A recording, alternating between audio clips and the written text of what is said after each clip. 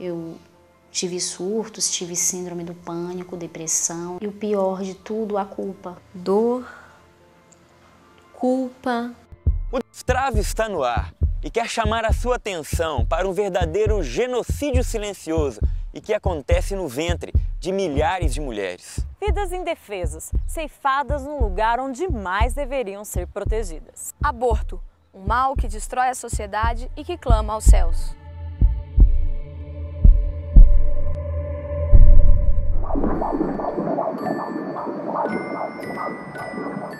Fernanda vai ser mãe pela primeira vez.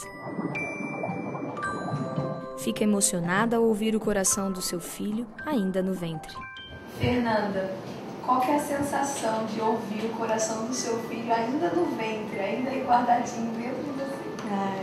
É inexplicável, porque é uma vida, né? E desde o primeiro dia que eu vi que ele era pequenininho, era uma bolinha de carne, já ouvi o coração, é perfeito. O Destrave conversou com a doutora Pilar Vigil, especialista em reprodução humana e professora da Faculdade de Medicina e Ciências Biológicas da PUC, no Chile. O que dizem os cientistas a respeito do início da vida? El inicio de la vida es un momento que es muy claro de definir.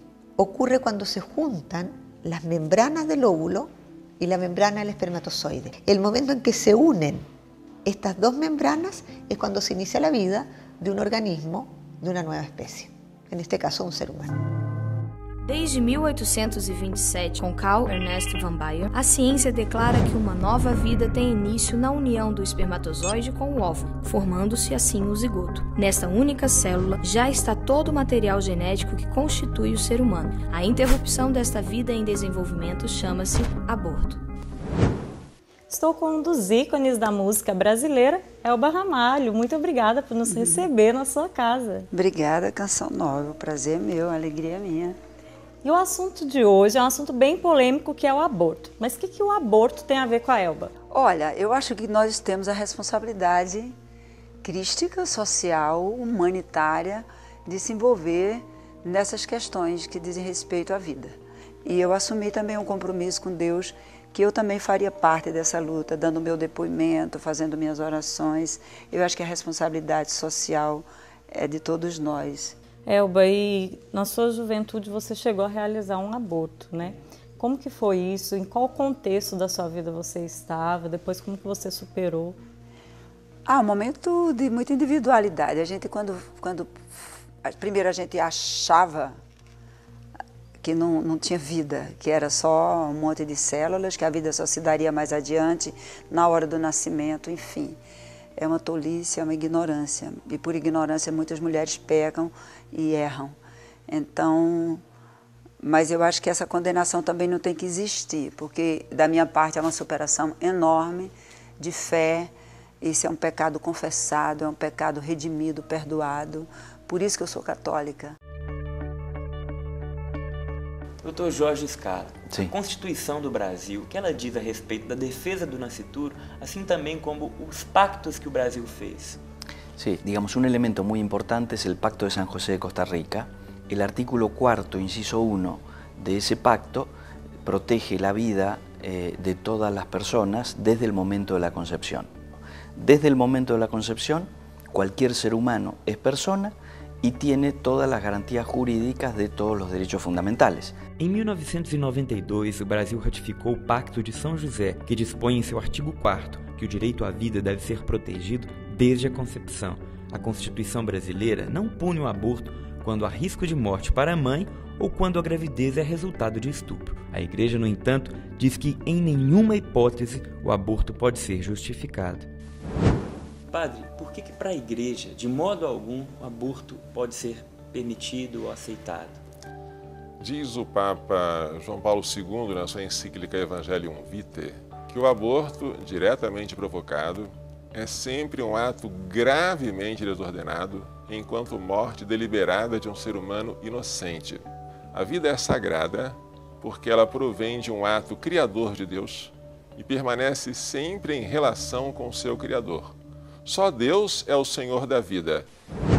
O Destrave conversou com uma jovem que engravidou após ser violentada, mas graças ao movimento pró-vida da Igreja Católica, ela decidiu não abortar.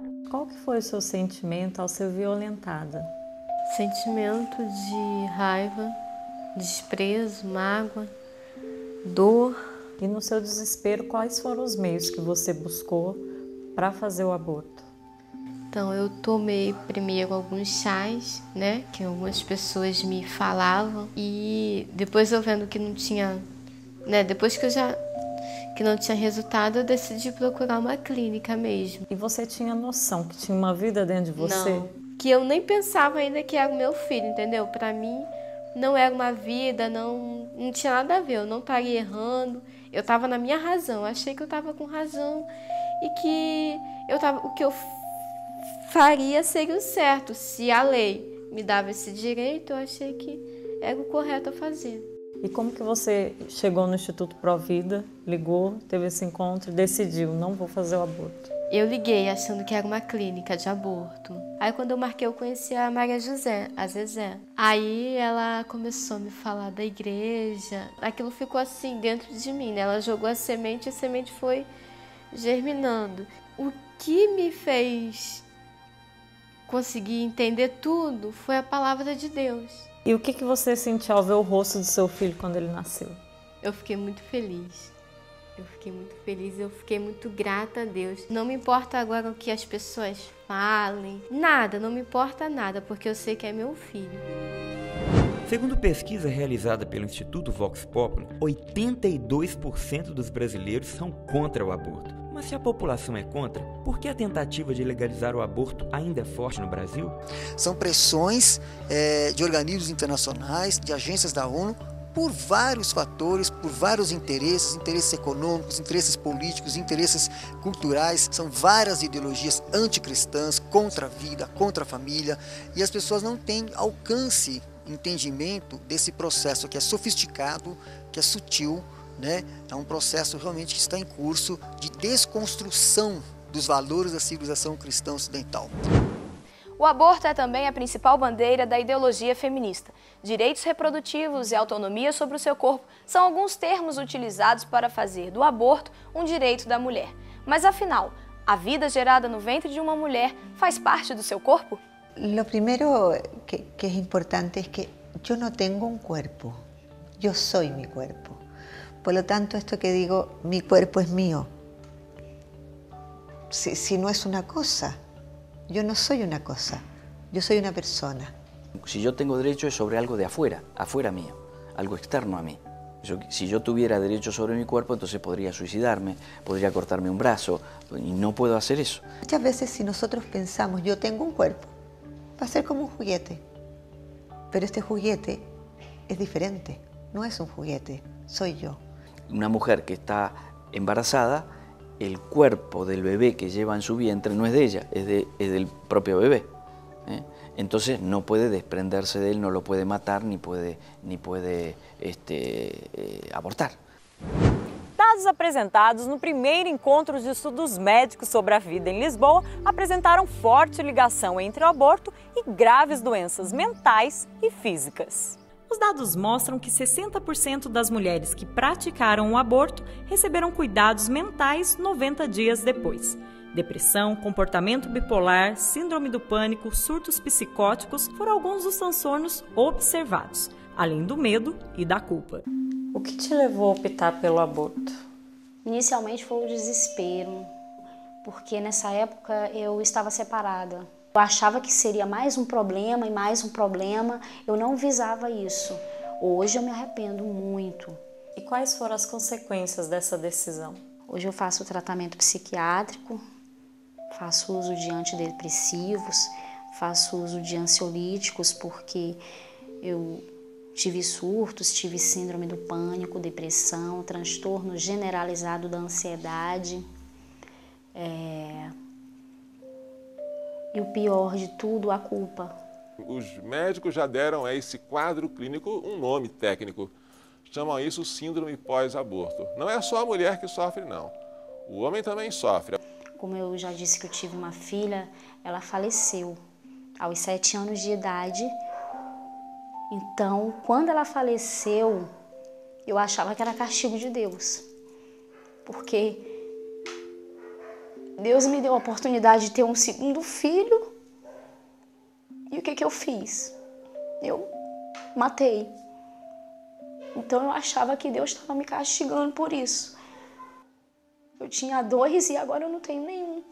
Padre, a mulher que praticou o aborto, por ignorância, por não saber que ali tinha uma vida, que foi induzida a isso, ela muitas vezes traz um arrependimento. O que a igreja tem para falar para essas mulheres?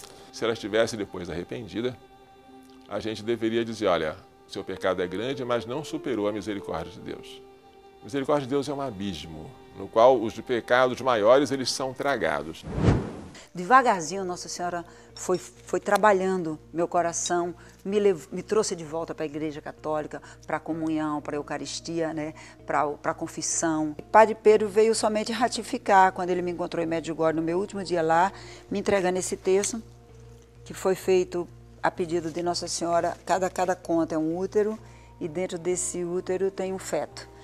E durante 9 meses, ou agora será a minha vida toda, eu rezo esse texto todos os dias para evitar que crianças sejam abortadas. Olha, isso é uma luta, uma guerra forte, poderosa do mal contra Deus.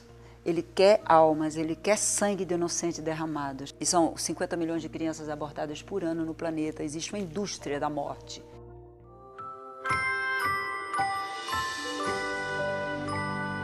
A maternidade está para o aborto, como sim está para o não. A mulher, desde pequenininha, ela brinca de boneca, e não é à toa, como dizem os ideólogos de gênero, que é uma construção social que impuseram à mulher que ela brincasse de boneca, e por isso que ela tem um instinto materno, mais que um instinto, ela tem vocação para a maternidade. Nosotros hemos acompañado millones de mujeres a lo largo de muchos países en el mundo. En general, la mujer no anhela el aborto. Es muy extraño encontrarse con una mujer que anhela un aborto. La mujer está sola, muchas veces no tiene quien la acompañe, y ante esta soledad tiene temor. Cuando una mujer se ve ante la duda de si abortar o no, la mujer nunca va a querer matar. La mujer anhela la vida. Eu nunca imaginei que a gente pudesse amar tanto uma pessoa como é a mãe amar um filho.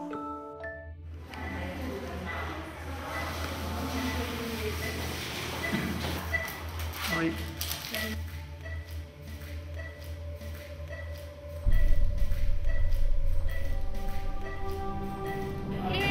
Seja bem-vindo.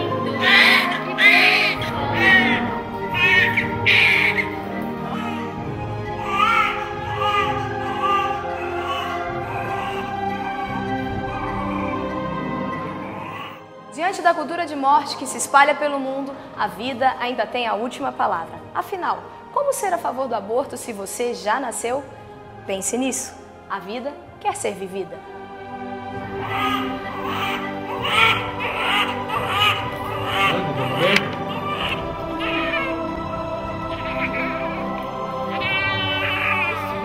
Lá em cima que nós vamos